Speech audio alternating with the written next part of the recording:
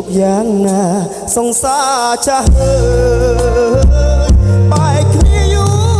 ហើយក្រោយពេលអូនមានអ្នកថ្មី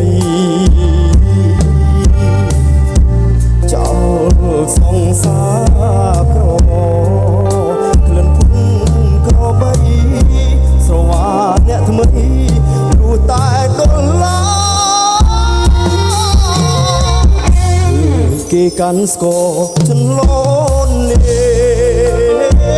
អូនដូចកូនក្មេងវង្វេងហក់លោតឆ្លេឆ្លាសុខចិត្តដេកយំក្នុងផ្ទះវិឡាក៏មិនប្រាថ្នាសើចក្នុងខ្ទមតែអូនហ៊ានរត់ឆាត់បាត់ភាពស្មងសដូចឆ្នាំងសំឡលែងស្គាល់រងវេ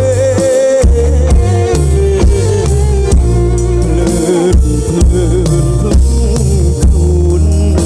វងវេមួយពេលចោលមង្គនទេលវាលូតលាគេនៅស្នេហ៍ថែដូចស្ត្រីពេលអត់អស់នៃស្រីដូចស្មៅខំបាត់ជើងបើ